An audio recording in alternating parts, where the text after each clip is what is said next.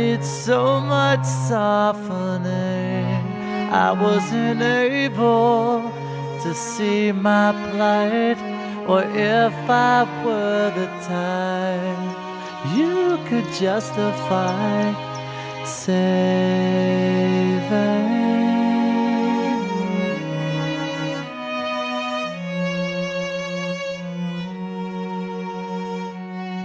Ever wonder why sometimes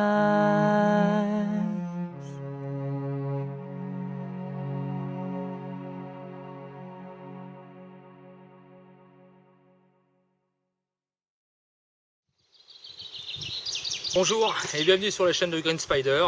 Aujourd'hui c'est l'heure de vous présenter la revue ainsi que le retour d'utilisateur concernant donc ce sac de chez Pentagon, à savoir donc la version, le modèle Killer de chez Pentagon. Juste avant de vous présenter à la fois la revue et puis bien sûr juste après le retour d'utilisateur, je voulais remercier chaleureusement la société EPS Équipement qui m'a permis donc en m'envoyant ce sac de vous proposer à la fois la revue bien sûr ainsi que le retour d'utilisateur, et juste après l'ensemble une surprise pour vous tous qui êtes fidèles à la chaîne. Donc voilà, restez attentifs. Ce sac est prévu pour un emport d'environ 24 heures pour les sorties dans la verte. Comprenez donc par là en une contenance entre 30 et 35 litres. Donc il y aura matière à faire quand même pas mal de choses, pratiquement pouvoir emmener tout ce qu'on souhaite à l'intérieur, y compris d'ailleurs la toile de tente, grâce notamment aux sangles de compression qu'il y a sur le côté et qui permettront bien entendu de pouvoir être largement ouvertes, de pouvoir permettre d'y glisser quand même pas mal de choses. On est sur de la toile 1000 deniers en nylon, donc ça aussi c'est à noter, qui est malgré tout à la fois résistante et malgré tout assez souple. Sur le dessus on retrouve une grosse sangle de portage qui permet d'avoir une très bonne préhension au niveau du sac, muni à ses deux opposés de deux pattes velcro à ouverture qui permettent d'avoir un accès à un trou dissimulé en croix et qui va permettre de sortir le tuyau de la poche à eau que l'on aura l'occasion de voir l'emplacement juste après. Tout autour donc on a des passants mollis ici sur le côté, que ce soit d'un côté bien sûr comme de l'autre, et bien sûr des passants molles en façade. On retrouve également du moral patch, enfin la position moral patch juste en dessous ici, donc on peut mettre quand même un gros moral patch comme on peut le voir ici, et puis également du velcro sur le dessus dissimulé derrière les passants molles. Voilà, donc on peut y associer quand même pas mal de choses.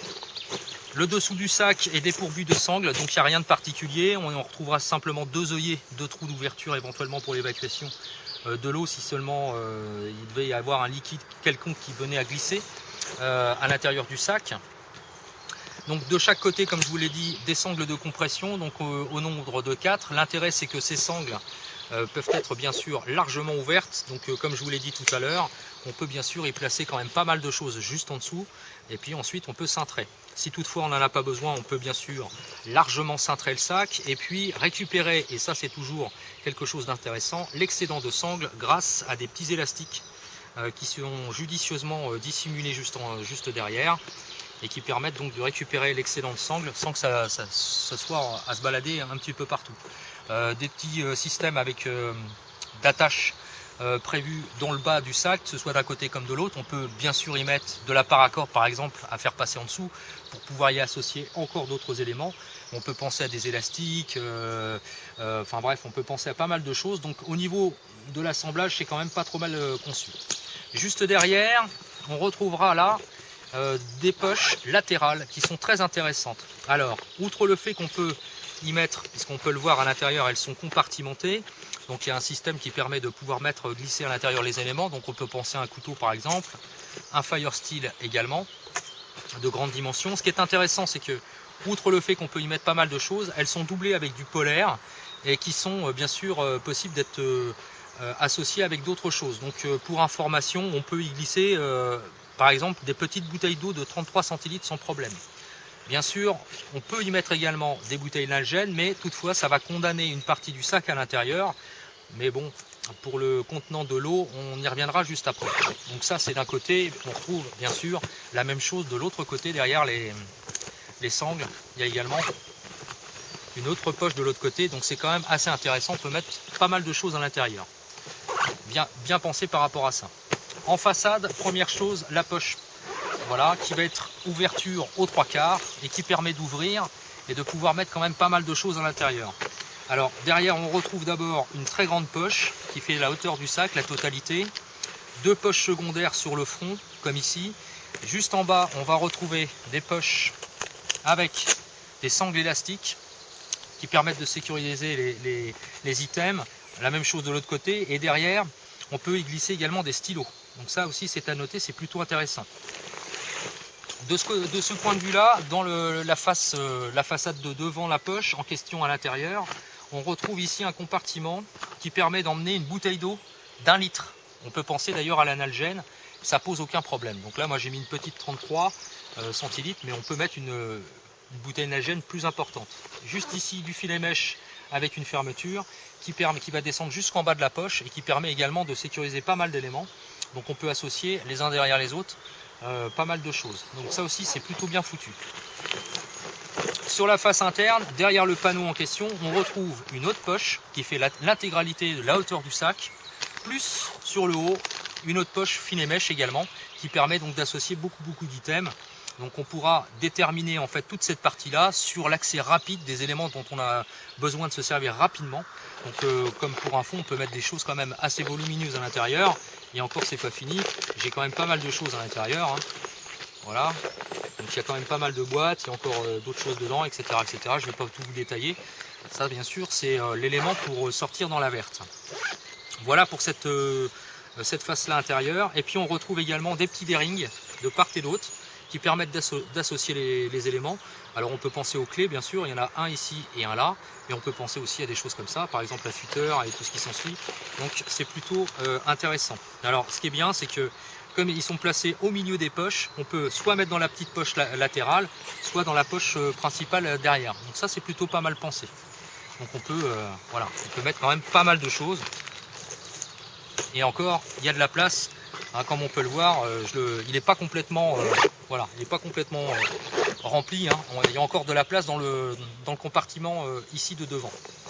Ensuite, vient juste derrière le compartiment principal qui s'ouvre lui de façon très intéressante, pareil aux 3/4, pratiquement à la totalité du sac. Donc on a un accès complet, visuel, parfaitement à l'intérieur. Donc il y a plein de choses, je ne vais pas tout vous détailler. Hein. Il y a pas mal de choses quand même, hein. Le porte-carte avec pas mal de choses, ici la popote, trousse bobo. Le compartiment est très généreux puisque il fait quand même 46 cm. Voilà, donc allez, je vais vous montrer, comme ça va être fait. Voilà, quand même pas mal de choses, ici le poncho militaire, voilà. Et juste derrière, un filet mèche. Alors ce filet se permet de mettre aussi d'autres éléments. Alors là, il y a pas mal de choses également, hein. Gilet de signalisation, voilà, une grande couverture de survie, enfin bref, on peut mettre beaucoup de choses. À l'intérieur, on retrouve ceci. Alors ça, c'est la petite pochette en fait qui est sur le dessus et qui s'ouvre là, et sur lequel on peut rentrer des items à accès rapide. Normalement, c'est prévu pour porter les lunettes de soleil, mais on peut y mettre plein de trucs. Moi, j'ai mis le téléphone portable, les clés, les choses comme ça. Et donc du coup, soit on la laisse libre en fonction de la hauteur de ce qu'on va pouvoir emmener, soit on n'en a pas nécessairement besoin, on la raccroche en velcro, et ce qui fait qu'on donne un accès encore plus important. Donc ça, c'est plutôt intéressant également. Autre particularité, c'est que si on veut mettre le camelback, la poche à eau, à l'intérieur, derrière ce filet mèche, sans le mettre dans le compartiment qui est réservé à cet usage, c'est possible, puisqu'ici il y a un trou pour pouvoir y passer le tuyau et qui va ressortir entre les deux bretelles, donc on pourra y avoir accès. Donc ça, c'est plutôt judicieux puisque ça permet une grande modularité. Dans la face ici, de l'autre côté, on retrouve encore une grande poche filet mèche avec beaucoup de place. Également, on peut mettre plein de choses dedans quand même. Donc c'est très bien parce que le principe de compartimenter comme ça en filet mèche, c'est respirant, ça occulte pas, malgré tout, ça protège, c'est agréable, le filet est vraiment très bien fait. On retrouve également une petite poche dans le bas ici, et derrière c'est molletonné, avec de la doublure en polaire. assez fine, mais c'est quand même là. Ce qui veut dire qu'on peut mettre des choses un petit peu sensibles, tout ce qui est appareillage électrique, électronique, etc., qui craint un peu le froid l'hiver. Je vous raconterai juste après pourquoi ça a son intérêt pour le Rotex. Donc ça, c'est plutôt intéressant. Voilà.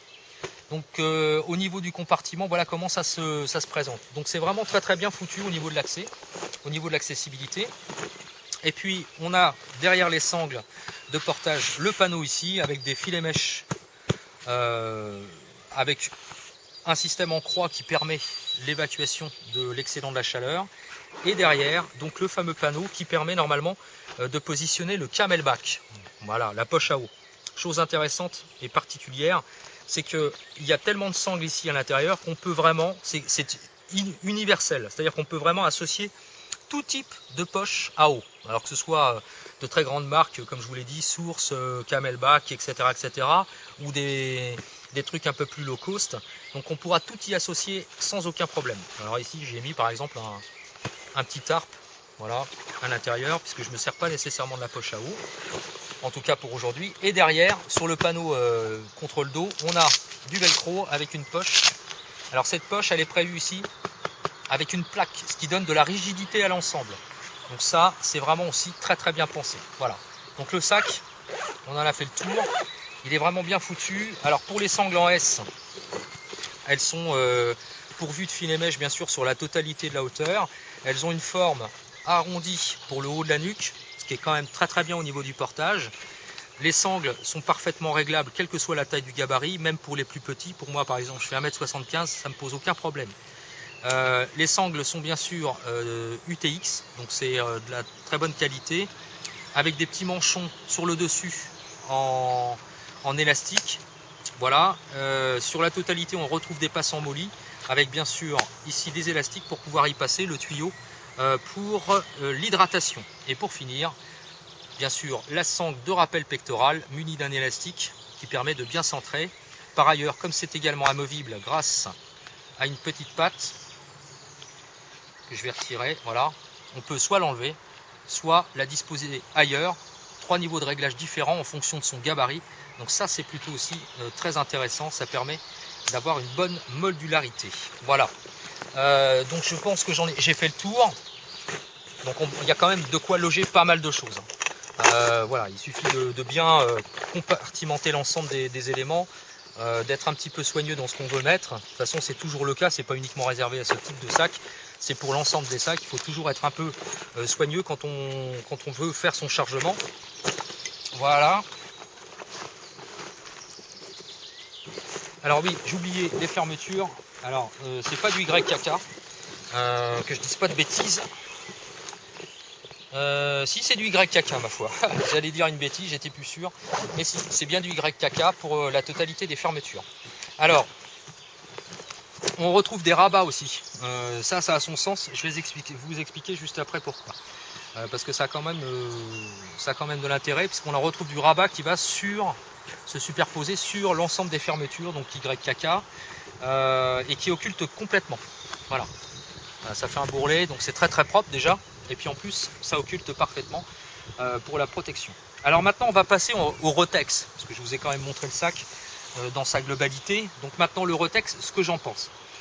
Alors, c'est un sac que j'ai utilisé à la fois en hiver et donc au début du printemps. Là on est au mois de mai, on est le 14 mai, donc on avance bien. Il fait, ma foi, très très bon. On a des températures qui avoisinent les 20 degrés aujourd'hui, cet après-midi, donc c'est parfait. Ça vous donne un ensemble au niveau du Rotex. Alors que ce soit l'hiver ou sur l'avant-saison du printemps, etc., je l'ai testé dans toutes les conditions météo possibles. À la fois la neige, la pluie très soutenue pendant plusieurs heures, au niveau de la marche, etc. Le soleil bien entendu, la boue, le sable, il a pris quand même pas mal. C'est un sac qui n'a pas bronché. Voilà, il est absolument nickel. On peut quasiment dire comme neuf. Alors, il a été sali, parce que je l'ai déposé vraiment au sol. Hein. Il a été sali par la boue, etc. Il suffit de laisser sécher. Un coup de brosse, c'est parti. C'est propre. Voilà, il est comme neuf. Donc c'est vraiment assez bluffant par rapport à ça. Au niveau de la toile, en tout cas, c'est du nylon, mille deniers, mais ça n'en reste pas moins que Voilà, ça résiste très très bien. Alors ça a son intérêt avec les protèges fermeture. Pourquoi? Parce que je l'ai testé en marche soutenue. J'avais mis le poncho, mais le poncho était trop juste. Du coup, j'avais été obligé de mettre le sac à l'extérieur. Il n'était pas protégé par le poncho. Pendant près de 4 heures dans une marche, avec de l'eau soutenue, j'insiste bien. L'eau n'est pas rentrée à l'intérieur du sac, pas une goutte. Voilà. Donc il était bien sûr, il était mouillé sur les sangles de portage, mouillé sur le dessus. D'ailleurs il y avait une petite flaque d'eau ici quand je l'ai retiré, puisque ça fait un petit creux, parce qu'il n'était pas complètement chargé à bloc. Ben, enfin bref, les passants molles étaient trempés. Mais par contre le reste du sac, la toile, elle n'est pas traitée, hein. Il n'y a rien du tout, mais l'eau n'est pas passée à travers. Donc ça c'est quand même assez positif. Quant au système de portage, que ce soit pour les sangles, au niveau des passants molles, au niveau du système de portage, au niveau de la poignée, etc., rien n'a cédé. C'est-à-dire qu'il n'y a pas une couture qui est partie. Il est en parfait état. Donc je suis vraiment très bluffé. Et mon avis, comme vous l'aurez compris, est assez positif quand même. Parce que franchement il n'y a pas grand chose à dire au niveau résistance. C'est vraiment quelque chose qui résiste très très bien. Alors comme on peut le voir, il est quand même chargé ici malgré tout. Donc là il y a quand même pas mal de choses pour passer la journée, parce que je suis parti ce matin pour rentrer que ce soir. Donc j'ai quand même emmené pas mal de choses avec la popote, de quoi m'alimenter, etc. Donc il était chargé à peu près à presque 8 kg, 7 kg 30 pour être très précis. Franchement, voilà, sur le dos on le sent pas. Alors ce qui est important à savoir, il n'y a pas de réglage ici sur le dessus. Les sangles, ce sont des sangles classiques, hein. Il n'y a pas de rappel de charge pour les sangles. Il n'y a pas non plus de sangles abdominales. Donc je m'étais dit au départ, peut-être que ça va être un petit peu compliqué. Et ma foi, non. Voilà, j'ai pas eu de problème. C'est un sac qui est très très bien. Moi, franchement, j'ai été bluffé. Alors Pentagon, c'est une marque qui n'est pas très très connue. Je vous en avais déjà présenté pour une veste qui m'avait particulièrement séduite. Et d'ailleurs, je suis pas le seul.